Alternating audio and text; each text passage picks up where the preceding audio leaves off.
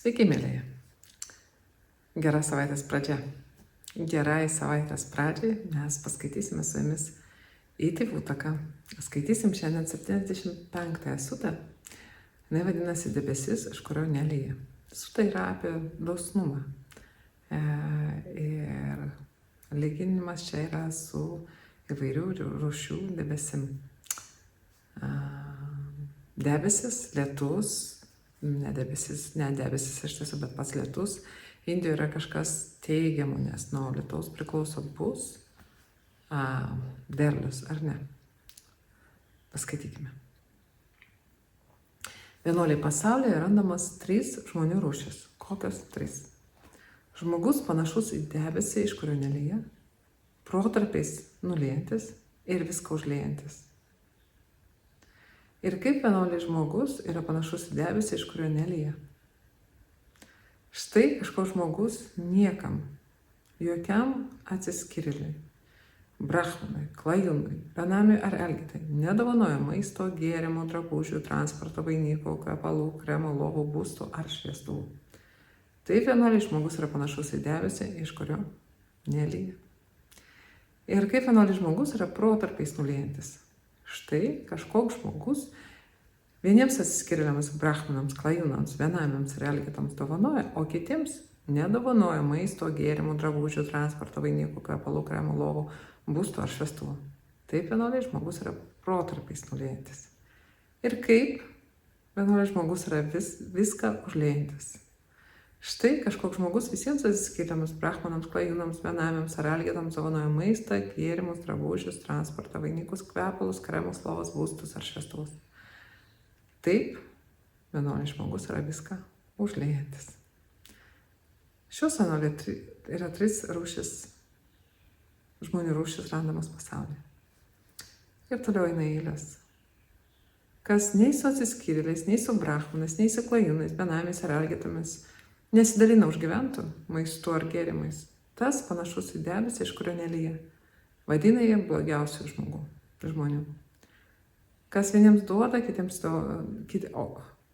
kas vieniems neduoda, o kitiems dovanoja, tą protarpiais nuliejančių vadina išmintingieji žmonės. Žmogus lengvai dalinantis išmaldą, kaip paprašytas, atjaučiantis visom būtybėms, su džiaugsmu dovanoja, sakydamas duokite, duokite, kaip debesis sužaibavęs, nugriaudėjęs lyja, pildo aukštumas ir slėnius, užlieja vandeniu, lygiai taip pat tas žmogus yra toks. Teisėtai sukaupęs, sunkiai dirbdamas. Teisėtai sukaupęs, sunkiai dirbdamas turtus, tinkamai malonina maistu ir gėrimais tuos, kurie tapo klajūnais. Štai tokia suta apie, kaip suprantam, dosnumą. Žiūrėkit, visos 3 žmonių rūšis lyginamas su debesim. Debesis kaip ir potencialiai atrodo, kad gali duoti kažką gero. Gero turime omeny lietaus. Gali padėti žemei suklestėti. Bet ne visi iš tiesų lyja. Ir taip ir mes žmonės, mes taip pat potencialiai galime duoti aplinkai gero. Bet nebūtinai taip darome. Ir tie, kurie visiškai nesidalina, gyvena tik labai siaurai. Tik tai dėl savęs. Tik tai ar savęs, ar savo artimųjų šeimos ir tiek. Ir viskas. Jie yra kaip debesis, iš kurio nelyja. Tai yra siaura.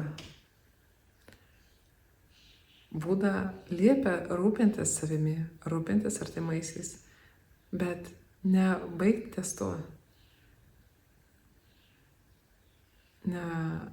Nebaigti, neriboti dosnumo, neriboti to rūpesčio. Bet dalintis su visais. Ir mes matom antro tipo žmogus, jisai dalinasi su vienais, nesidalina su kitais. Ir tam gali būti įvairių priežasčių, pavyzdžiui, šitas man patinka, šitas nepatinka, ne? Čia vis tiek yra dar nusistatymų. Rinkimuose. O paskutinis yra laisvai dovanojantis.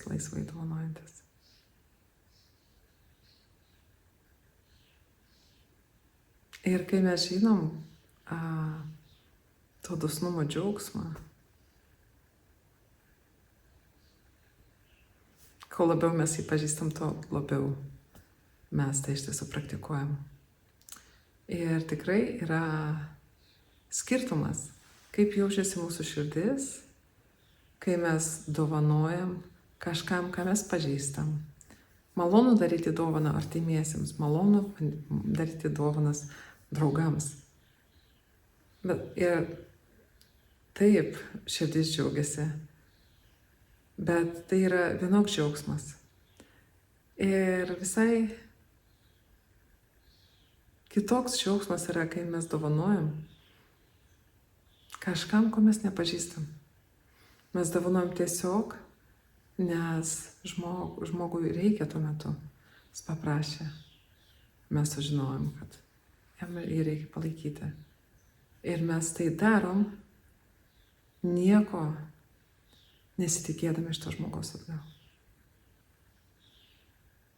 Kai mes dovanojam artimiesiems draugams ir taip toliau, galbūt sąmoningai ar nesąmoningai vis tiek mes galime netgi nepastebėti, kad kažkur ten gali būti pasislėpęs toks įsitikinimas, kad anas taip pat turėtų būti dosnus man. Juk aš jam taip, tai ir jis man turėtų atgal. Po to, kada kitas žmogus atgal to dosnumo neparodo, tai tada mes iš tiesų sužinom, ar buvo tas užsleptas noras ar ne. Bet su nepažįstamu žmogum, su elgeta, su, nežinau, vienuolio, klajokliu, nežinau, su kunigu, ar ką jūs palaikytumėt, kokią jūs tikėjimą, religiją, bendruomenę, dvasinį judėjimą, ar ką jūs be palaikytumėt, jūs tiesiog palaikot.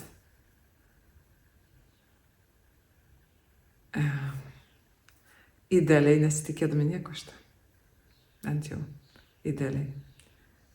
Jeigu mes esame įsitraukę, žinoma, vėlgi į kažkokią bendruomenę ir taip toliau, tai gali būti ne taip. Bet visiškai, pavyzdžiui, nepažįstamas žmogus, visiškai. Ir jūs padedat. Kaip tuomet šitas jaučiasi? Pabandykite. Kai mes tai pažįstam, kai mes susipažįstam su to, kai mes pamatom, kas tai yra, tai tampa taip pat motyvacija tolimesniems veiksmams. Ir galbūt kažkada išsivysto tas įprotis tikrai tiesiog dalintis besąlyginis. Tiesiog iš jūsų lyja, kaip iš sunkaus, didelio, tamsaus debesies, iš kurios negali nelyti. Ir lyja visiems. Tai iš tiesų yra palaiminga būtis. Bandykite.